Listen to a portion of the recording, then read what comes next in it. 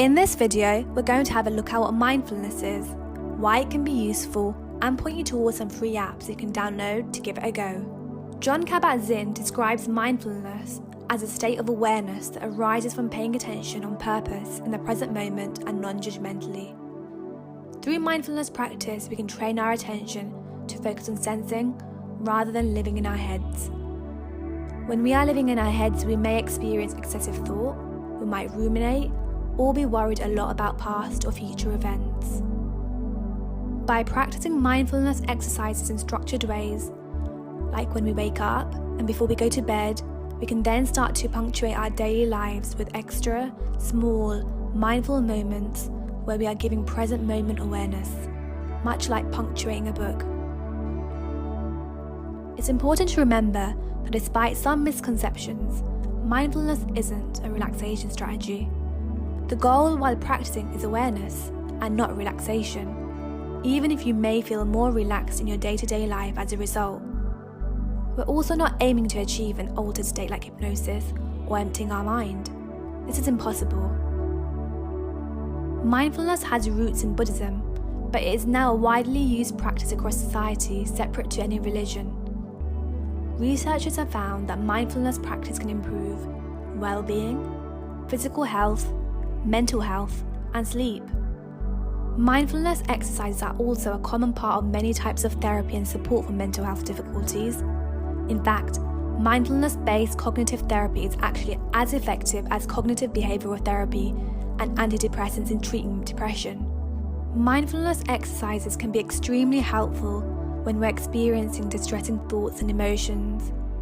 When we experience these, sometimes we get worked up and struggle against them, which only makes things worse.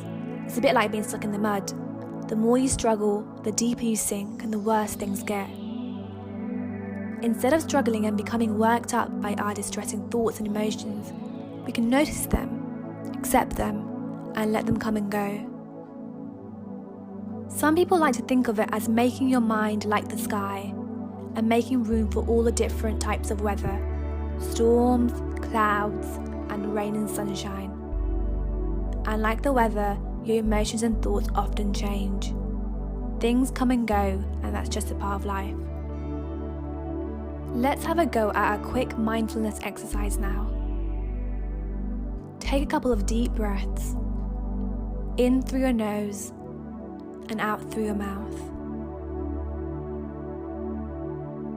Now return to your natural breathing rhythm and pay close attention to it, wherever you notice your breath most strongly.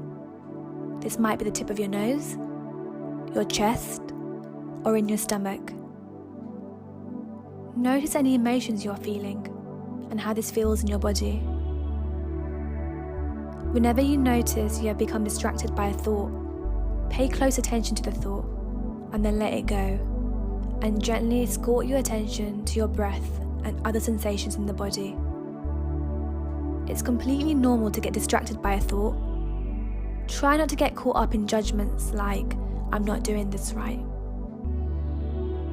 Okay, well done for giving that a go. That's just a little taste of a mindfulness exercise.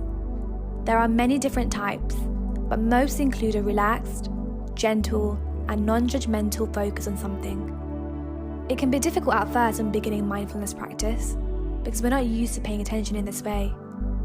But as with any new skill, it takes time and regular practice to see benefits and improvements.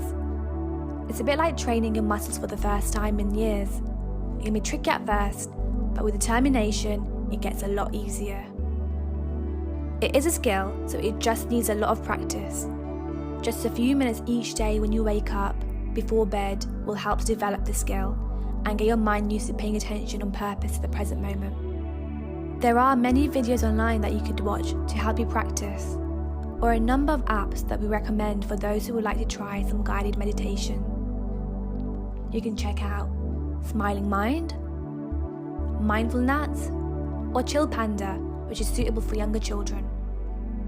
There are of course some other apps which you have to pay a subscription to, such as Calm and Headspace, which are both very popular. It's really about finding the app or way to practice mindfulness that feels right for you.